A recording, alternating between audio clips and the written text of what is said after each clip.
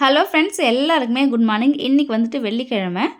குளிச்சுட்டு வந்ததுக்கப்புறம் வந்துட்டு சன்ஸ்க்ரீன் மாய்ஸ்சரைசர் போட்டதுக்கப்புறமா சன்ஸ்க்ரீன் வந்துட்டு அப்ளை பண்ணிக்கிறேன்.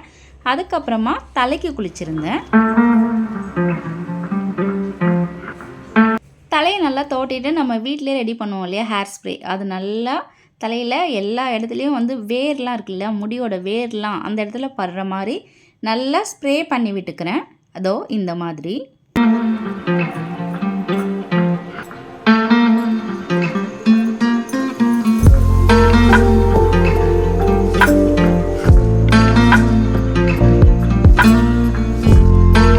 மணி 10:15 என்னோடய காலை உணவாக தோசையும் கூடவே வந்துட்டு டிஃபன் சாம்பாரும் சூப்பராக இருந்தது. சாப்பிட்டு முடிச்சுக்கிறேன் நான்.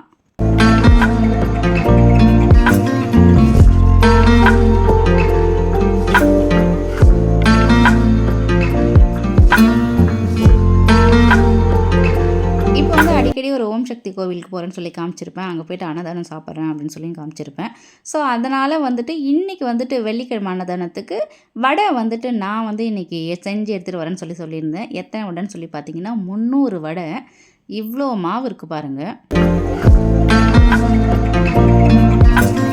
சொன்னது என்னவோ ஈஸியாக கோவிலில் சொல்லிட்டு வந்துட்டேன். ஆனால் நல்ல வேலை எங்கள் அண்ணன் வீட்டிலேருந்து வந்திருந்தாங்க. எங்கள் அண்ணன் வந்து கூடவே நல்ல ஹெல்ப் பண்ணாச்சு எங்கள் அண்ணன்.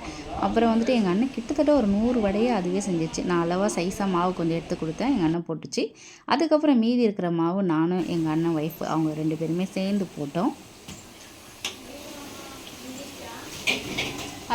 அதாவது பெரிய கிச்சனில் பண்ணுற குக்கிங் வேறு, வீட்டில் பண்ணுற குக்கிங் வேறுன்ற டிஃப்ரென்ஸ் எனக்கு இன்றைக்கி தான் கிளியர் கட்டாக புரிஞ்சுது ஆக்சுவலாக. அச்சோ முடியலைங்க. 300 வடை போட்டு எடுக்கிறதுக்குள்ளே டப்பா டான்ஸ் ஆடிடுச்சு அந்த மாதிரி இருந்தாங்க. ஆனால் ஒரு வகையாக நல்லபடியாக செஞ்சு முடிச்சிட்டோம். இந்த மாதிரி இந்த ஒரு பக்கெட்டு, இது இல்லாமல் சின்ன டப்பா ஃபுல்லாக ஒரு டப்பா வந்தது. கொண்டு போய் கோயிலில் கொடுத்துட்டு நான் என் அண்ணன் ஒய்ஃபும் வந்துட்டு பரிமாறி முடிச்சுட்டு அதுக்கப்புறமா நாங்களும் உட்காந்தோம் அன்னதானம் சாப்பிடணும்னு சொல்லிட்டு. இன்றைக்கி இந்த அம்மாவோட அலங்காரம் இந்த மாதிரி இருந்தது. கோயிலில் போய் லைனில் நின்று சாமியை கும்பிட்டு குங்குமம் வாங்கிட்டு மன திருப்தியாக இன்றைக்கி வேண்டுதலை முடிச்சிட்டேன்னு சொல்லிவிட்டு கொஞ்சம் நேரமாக உட்காந்து ஆசுவாசப்படுத்திக்கிட்டு, அதாவது கோயிலுக்கு போனால் உட்காரணும் இல்லையா, கும்பிட்டுட்டு சாமியை கும்பிட்டுட்டு வீட்டுக்கு வந்துட்டேன்.